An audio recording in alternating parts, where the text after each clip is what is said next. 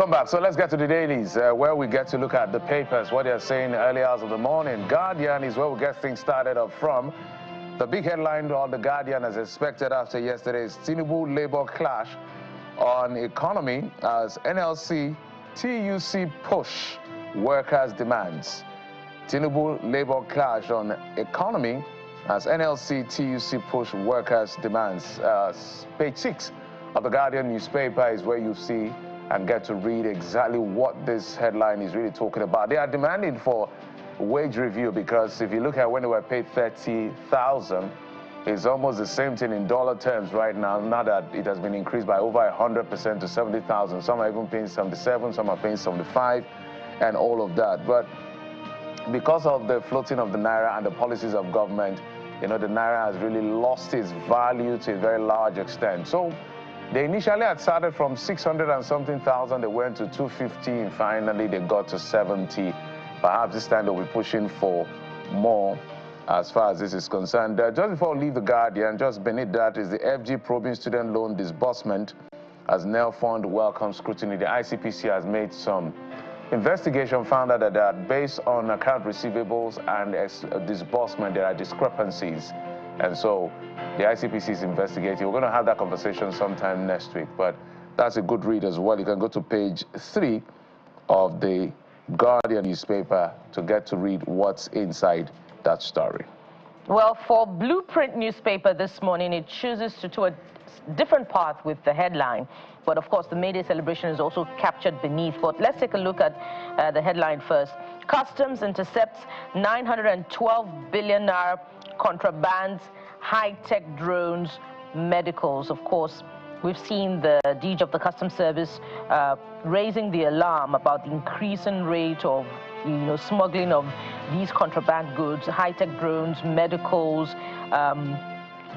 I believe there's also codeine in that mix as well, and they've been doing a job of work intercepting these goods.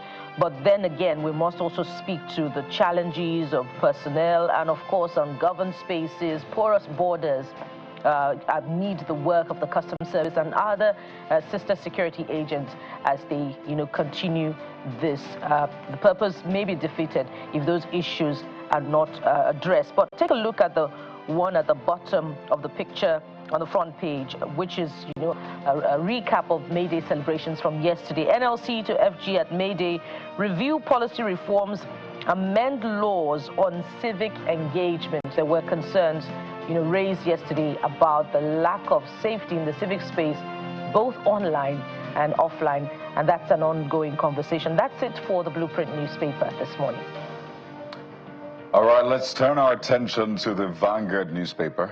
But just before that, let me clarify that the video of the non-DJing is not from Kenya. It's not. It's actually from Nigeria, just to be clear. All right, it's from DJ Ekobaba. That's, I think, the set. So, yeah, not Kenya, Nigeria.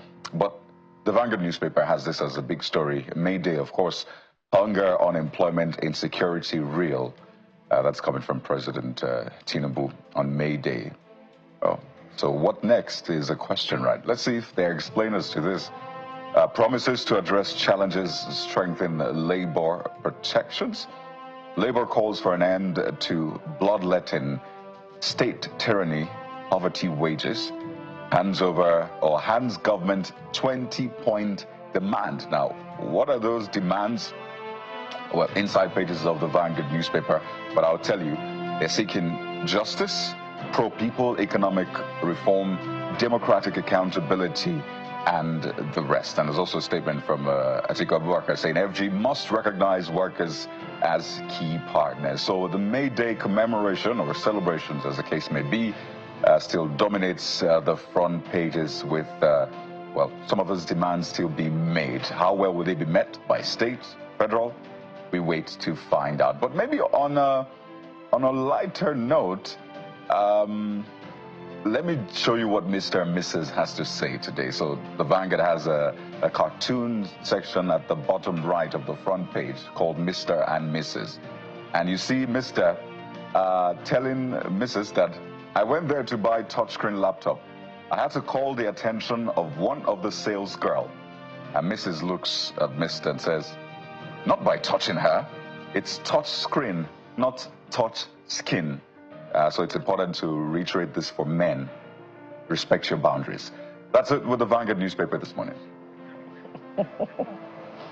Okay. All right, fantastic. So let's get to this day newspaper. This Nigeria, I should say, this Nigeria. Okay, I'm trying to get to that paper as soon as, yes. Mahmouda terror group growing fast in Middle Belt. Labour tells federal government. So Mahmouda is a terror group that we heard of around the Kwara region recently, and it's been raising concern where they've been wreaking havoc in that sense.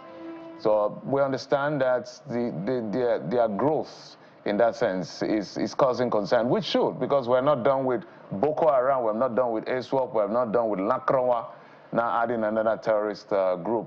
It's just, I don't know what it is with Nigeria and the evolution, emergence of terror group time and again on our soil.